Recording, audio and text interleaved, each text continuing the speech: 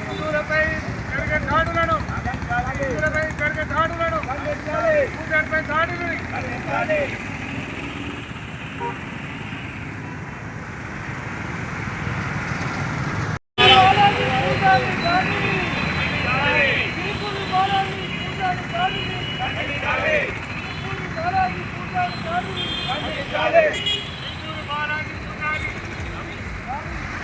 ఈరోజు స్థానిక చౌరస్తాలో భారత్ సురక్షిత సమితి జగిత్యాల జిల్లా శాఖ ఆధ్వర్యంలో కూడా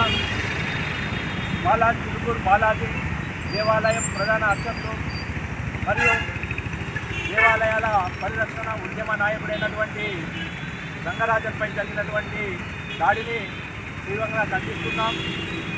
శ్రీ రామరాజ్యం సైన్యం పేరుతోటి తూర్పుగోదావరి జిల్లాకు చెందినటువంటి వీర రాఘవరెడ్డి అనేటువంటి వ్యక్తి ఈ రామరాజ్యం సైన్యం పేరుతోటి 20 మంది అనుచరులతోటి రంగరాజన్ గారి ఇంట్లోకి ప్రవేశించి దౌర్జన్యంగా ఇంట్లోకి ప్రవేశించి చూపించడమే కాకుండా భౌతిక దాడిలో కూడా పాల్పడడం అనేటువంటి విషయం ఏదైతుందో దాన్ని ఖండిస్తున్నాం.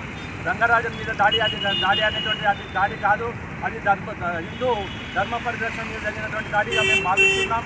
దీని వెనుక ఎవరైతే ఉన్నారో వాళ్ళను కారణాలను తెలుసుకోవాలి.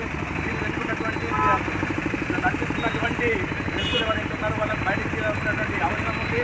దీన్ని ఈరోజు దేవాలయాలు అర్చకత్వం లేకుండా అర్చకులు లేకుండా దేవాలయాలు అనేటువంటివి కనుమరుగవుతున్నటువంటి దశలో కూడా అర్చకుల మీద దాడి చేయడం అనేటువంటిది హిందూ ధర్మం మీద హిందూ సంస్కృతి మీద చేసినటువంటి దాడిగా మేము పరిగణిస్తున్నాం.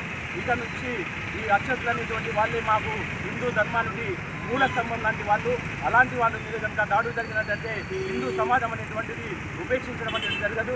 దానికి ప్రతిగా కూడా అనేక చర్యలు అనేటువంటివి ఉంటాయని చెప్పి తెలియజేస్తూ వాళ్ళను ఎవరైతే ఉన్నారో దాడి చేసినటువంటి వాళ్ళను కఠినంగా శిక్షించాలని చెప్పి ఈరోజు భారత సురక్షణ సమితి తరఫున డిమాండ్ చేస్తున్నాం. రాష్ట్ర ప్రభుత్వము మరియు కేంద్ర ప్రభుత్వం కూడా చర్య తీసుకొని వాళ్ళని కఠినంగా శిక్షించాల్సిందిగా డిమాండ్ చేస్తున్నాం.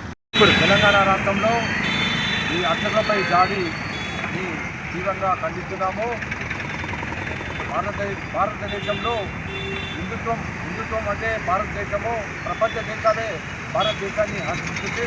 మన భారతదేశంలోని తెలంగాణ రాష్ట్రంలో ఇలాంటి పూజారులపైన దాడి చేయడము చాలా దుర్మార్గము. ఎవరైతే దాడి చేసిందో వారిని కఠినంగా శిక్షించాలి. లేనిచో రాష్ట్ర వ్యాప్తంగా మేము ఆందోళన చేస్తామని హెచ్చరిస్తున్నాం.